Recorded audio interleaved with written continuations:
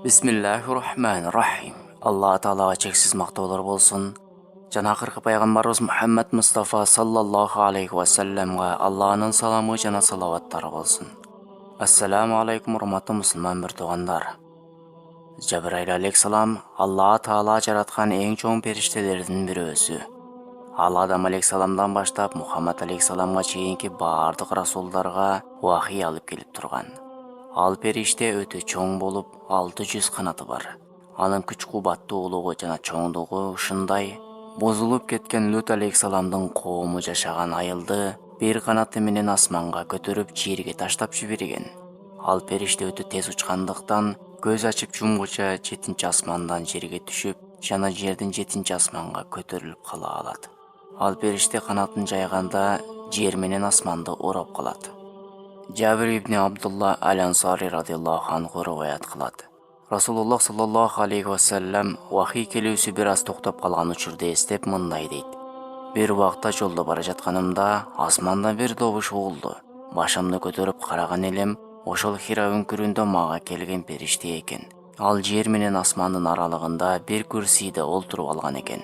Мен коркуп кеттим. Үйгө кайтып барып, мени ороп койгула десем, менин үстүмдү жаап коюшту. Ошондо Алла Таала эй кийимине оронуп алган, турда эскерткин, жараткан эгеңди даңкта, кийимиңди таза тут, буттардан алыс бол деген вахий улана берди. Муслим. Алла Таала Жабраил алейхиссаламга адам кейпине кире ала турган кудурет берген. Адатта ал периште сахабалардын бири Дихия Калбинин келбетинде келер эле. Бирок пайгамбарыбыз саллаллаху алейхи вассалам Жабраил алейхиссаламды бир нече ирет чыныгы келбетинде көргөн. Алардын бири пайгамбарыбыз саллаллаху алейхи вассалам Миражга көтөрүлгөндө. Ал тууралуу Куранда келген аятты Ибн Мас'уд радиаллаху анху мындай деп шарх берет. Алла Тааланын ошентип эки жак аралыкта же андан да жакыныраак болуп, Алла өз пендесине жиберген вахийди келтирди. Najm сүрөсү 9-10 аят. Деген аяттардын маанисин жөнүндө Ибн Мас'уд радиаллаху анху мындай дейт. Акыйкатта пайгамбарыбыз саллаллаху алейхи вассалам 600 канаты бар Жабраилди көргөн. Бухари. Айша радиаллаху анху мындай дейт. Мухаммад өз Роббисин көргөн дегендер чоң каталык кетиришет. Ал Жабраилди чыныгы келбетинде жана кейпинде көргөн. Ошондо Жабраил алейхиссалам көк жээкти бүтүндөй тосуп алган болчу. Бухари. Жабраил алейхиссалам эң күчтүү периштелерден. Ал тууралуу Куранда ага Мухаммад алейхиссаламга күч кубат ээси үйрөттү дейт. Najm сүрөсү 5-аят.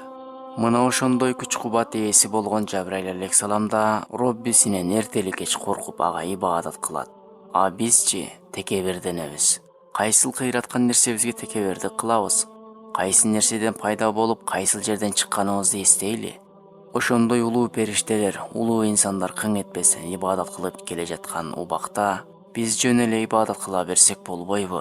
Жаттап алган сөзүбүз жүрөгүм таза дейбиз. Жүрөгү тазалардын эң тазасы Мухаммад алейхиссаламда Аллага ибадат кылып чекесин жерге тийгизген.